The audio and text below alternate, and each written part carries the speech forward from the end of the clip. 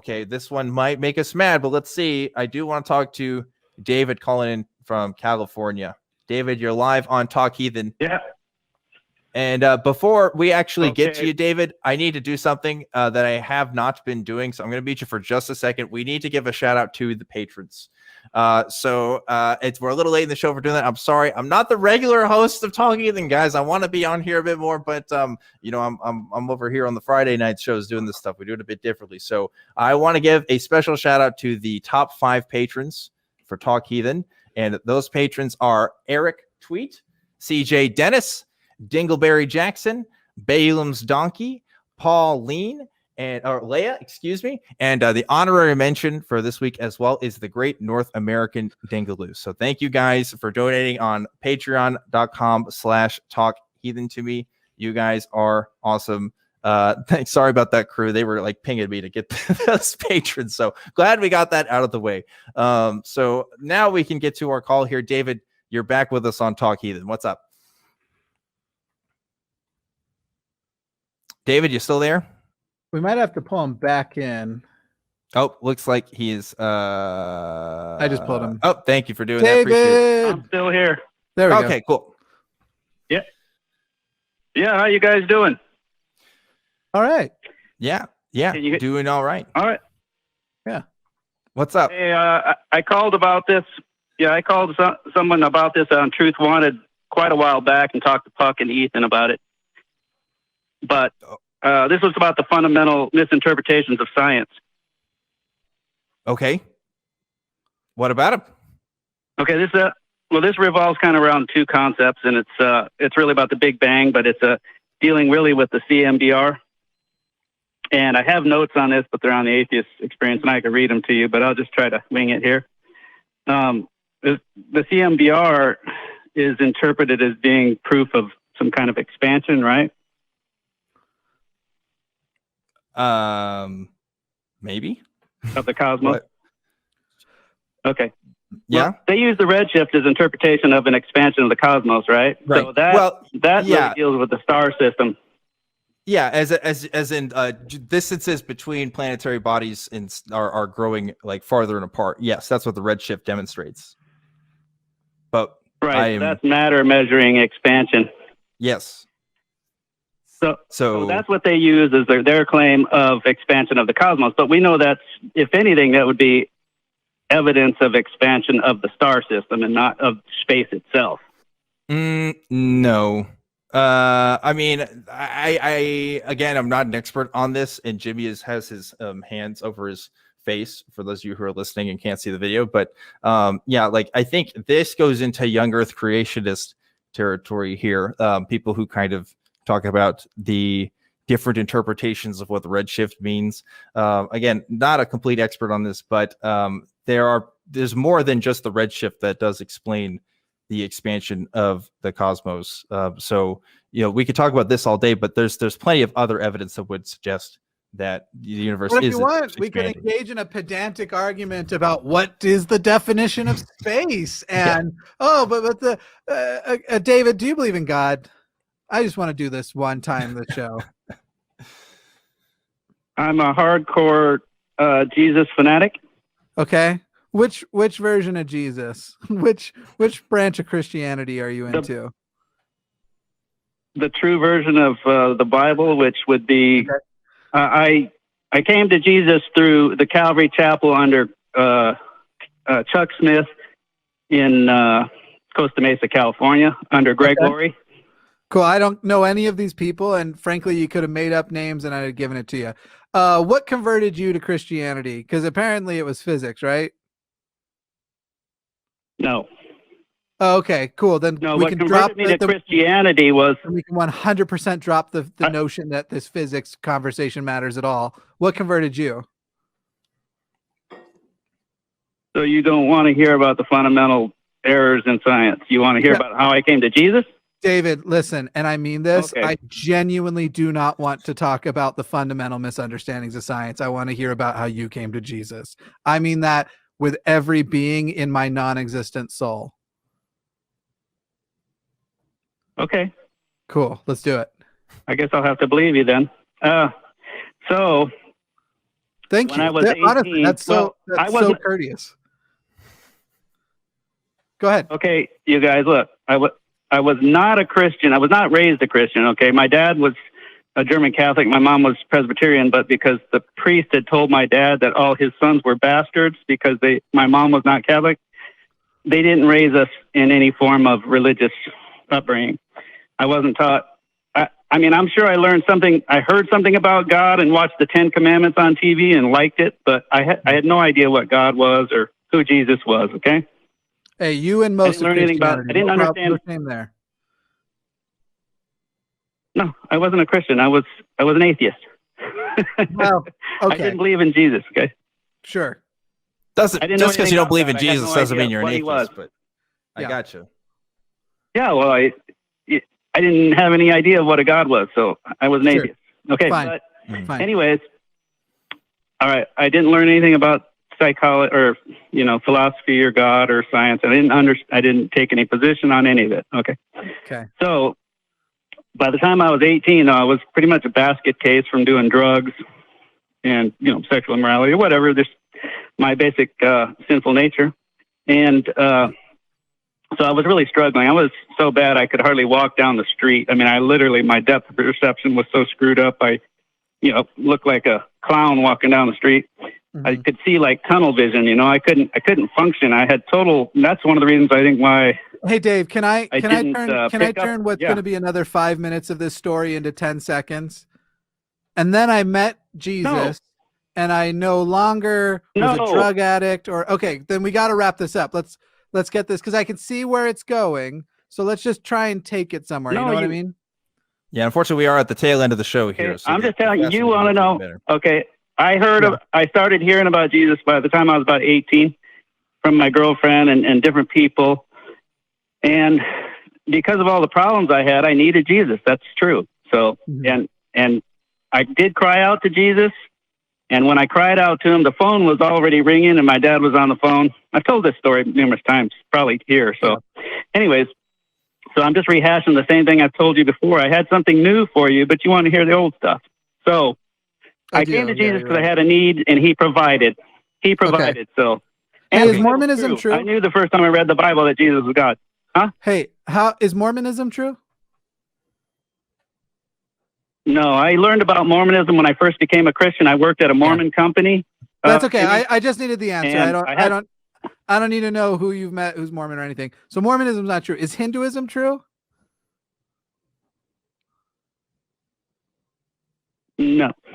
Is Islam true? I'm not saying these things. Yeah, huh? No, I know. All I need right now for this exercise is the yes or no. Is Islam true? No. All right, so let me tell you this. What you've just provided me is why you became a Christian is actually less impressive than stories I have heard from all three of those. In the case of Mormonism, I would say probably the most impressive one I ever heard was a person whose leg was miraculously no longer broken, and that's when they realized Mormonism was true. There's other ones that are pretty, but let's go with the ones that person's probably just completely lying. So let's go with ones where people actually believe it's true. People who, when they called out asking if the Book of Mormon and the Bible were true, actually felt they heard or could feel the voice of God saying, give your life to this for the rest of your life. To tell you the truth, my own past, I have a story that's kind of like that, where I went to the Mormon General Conference, and upon hearing a bunch of people sing hymns over top of the voice of a protester, what I thought was my soul was filled, and I had this unbelievable rush that I did not question for a moment. This is God saying, this is where I belong. I have had Muslim friends tell me literally almost word for word your exact story. I've had Hindu acquaintances, because I actually don't know that I have a single Hindu friend in my life, but I've met some Hindus who have also similar experiences. All of you have these stories about the time that God basically just came, or a God just came and spiritually punched you in the face, and from that moment on, not believing was no longer even a choice. And by the way, I was an atheist beforehand. why should I believe yours over the Mormons? Okay. Or the Muslims, look, or Jimmy, the I Hindus? am not Okay, Jimmy, look, I do not deny that the Mormons or the Hindus or the Islamists have had spiritual experiences. I'm not denying that. You are. No. Actually, I you are admit that too. they're having You are spiritual too. experiences. You may not be No, denying I'm that they're not. having the I know I'm not. experiences, David. David, listen. You may not be denying that they have the experiences, but you made the mistake earlier in this in saying that you believe in the one true version of Christianity.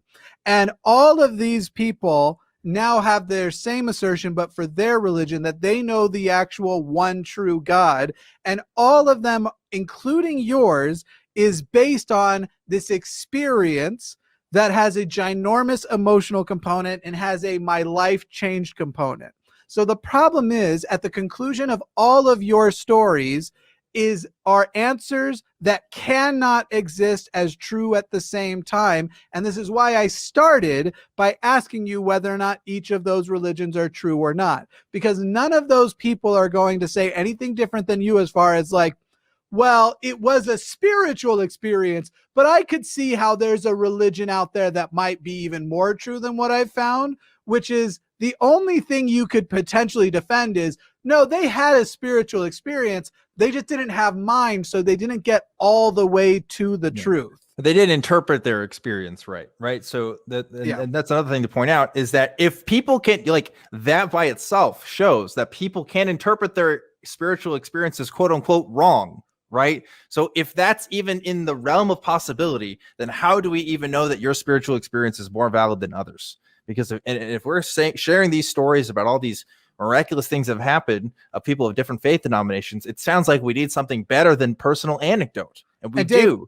I realize, David, I might be coming off as unkind. I do want to tell you, what I'm describing to you is the thing I had to get over for myself too, because I thought my own spiritual experiences were also the most important spiritual experiences anybody ever had in the existence of the universe, which is why it's also important to me to cut through them when a person comes in and goes, y'all, God exists because physically you don't even, I mean, the red shift thing that you're not even an expert on, they're saying it's this when it should be this. And then we cut down to, that's not anything that ever played into your conversion of a religion to a religion. Your conversion to a religion was a significant spiritual experience, which I totally understand how compelling those can feel, but you don't yet have the value, apparently, to actually confirm you had a spiritual experience and that it wasn't a big emotional thing. And I got to tell you, bud, I was a theist. If we're going to go with the I was an atheist and then converted to out, I was a theist when my drug habit began, and it was secular therapy that made me no longer a drug addict, not coming to Jesus.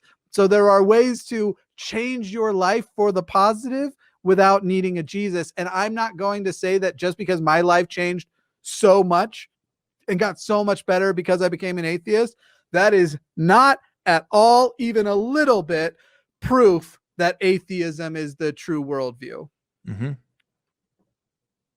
Well, first off, I'm not agreeing with you that your life is better, but yeah, okay, fine. Go fuck yourself. You're wrong. I was making about.